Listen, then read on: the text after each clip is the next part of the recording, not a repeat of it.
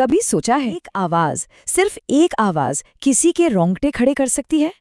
आज हम आहट नाम की एक ऐसी ही कहानी की दुनिया में उतर रहे हैं जो हमें बताएगी कि कभी-कभी सबसे बड़ा डर वो होता है जो दिखाई नहीं देता, सिर्फ सुनाई देता है। तो ये पूरी कहानी ना हमें एक बहुत ही बेसिक से सवाल पर लाकर खड़ा कर देती है। क्या सिर्फ कदमों की एक अनजानी सी आहट किसी की रूह कंपाने के लिए काफी हो सकती है? चलिए भैरवपुर गांव की अंधेरी गलियों में इस सवाल का जवाब ढूंढते हैं। कहानी में आहट सिर्फ कोई साउंड नहीं है, ये खुद में एक किरदार है, एक अनदेखा दुश्मन जो भैरवपुर गांव के हर एक बाशिंदे के जहन में धीरे धीरे बस गया है। तो कहानी शुरू कहाँ से होती है? ये होती है भैरवपुर नाम के एक एकदम सुनसान से गांव से, जहां डर ने पहली बार अपनी दस्तक दी थी। अब भैरवपुर के बीचों बीच ना एक पुरानी वीरान हवेली खड़ी है, मतलब कहानी का एकदम डार्क सेंटर। गांव वाले तो कहते हैं कि इसकी दीवारों से अजीब आहटें आती हैं और सूरज ढलने के बाद कोई भी इसके पास से गुजरने की हिम्मत तक नहीं करता। और यही एंट्री होती है हमारी कहानी की मेन कैरेक्टर रीना की। वो इन सब कहानियों को वहम मानती थी, तो एक रात वो हिम्मत करके अकेली उस हवेली में चली जाती है। अंदर घना अंधेरा है, टॉर्च की रोशनी में उसे दीवार पर अपनी परछाई दिखती है, लेकिन एक मिनट, उसकी परछाई के ठीक बगल में एक और परछाई है और वो हिल रही है। बस डर का पहला बीज तो वहीं बो दिया गया था। और ये डर, ये सिर्फ रीना तक नहीं रहता, नहीं, बहुत जल्दी ये आहट ये पूरे गांव को अपनी गिरफ्त में ले लेती है। चलिए देखते हैं ये कैसे फैलता है। और दिलचस्प बात ये थी कि ये आहट किसी को नहीं बख्श रही थी, चाहे कोई स्टूडेंट हो या कोई पुलिस अफसर, टीचर हो या पुजारी। गांव का हर एक इंसान इसका शिकार बन रहा था। और जब डर भेदभाव नहीं करता ना, तो वो और भी ज्यादा डरावना हो जाता है। इसकी एक बहुत ही भयानक मिसाल है गांव का नाई रघुनाथ।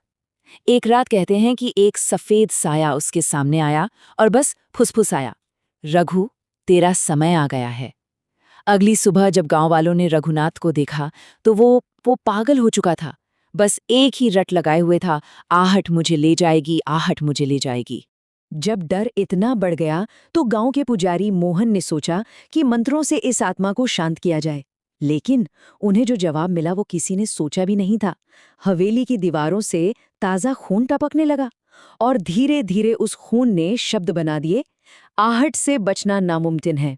मतलब ये साफ हो गया था कि ये कोई मामूली शक्ति नहीं है। अब डर के इस माहौल में कहानी एक नया मोड़ लेती है। अब लोग सिर्फ डर नहीं रहे थे, अब उस डर की वजह को ढूंढने की कोशिश शुरू हो रही थी। रीना, जिसने सबसे पहले इस डर का सामना किया था, अब फैसला करती है कि वो इसका अंत करके रहेगी। उसे पूरा यकीन था कि सारे जवाब हवेली के उसी तहखाने में छुपे हैं। तो इसके लिए एक प्लान बनता है। रीना, गांव की टीचर अनिरुद्ध और पुलिस अफसर अरविंद, ये तीनों मिलकर फैसला करते हैं कि उसी रात हवेली के तहखाने में उतरेंगे और इस राज से पर्दा उठाएंगे।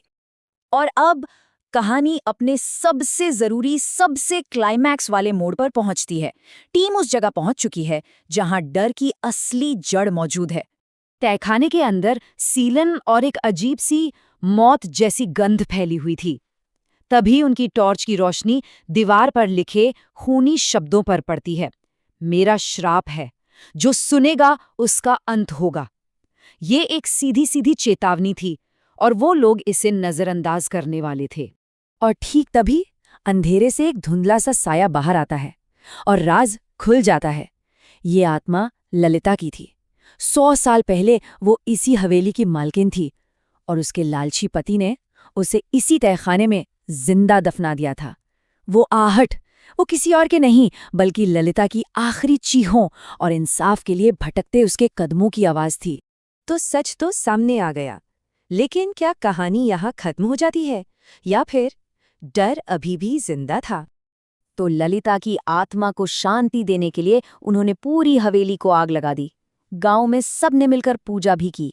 सबको लगा चलो अब सब खत्म हो गया, पर हकीकत कुछ और ही निकली। कुछ हफ्तों तक गांव में एकदम शांति रही, एक सुकून भरी खामोशी। लोगों को लगा कि बुरा सपना चला गया, लेकिन कहानी का असली अंत तो अभी बाकी था। एक रात रीना अपने कमरे में अकेली थी जब उसे वही जानी पहचानी कदमों की आहट सुनाई दी। और ये कहानी हमें इसी भयानक सवाल के साथ छोड़कर चली जाती है। हवेली जलकर राख हो चुकी है, राज खुल चुका है, लेकिन आहट वो अब भी जिंदा है। ये कहानी शायद यही बताती है कि कुछ डर कभी खत्म नहीं होते, वो बस कुछ देर के लिए खामोश हो जाते हैं, सही वक्त का इंतजार करते हुए दोबारा सुनाई देने के लिए।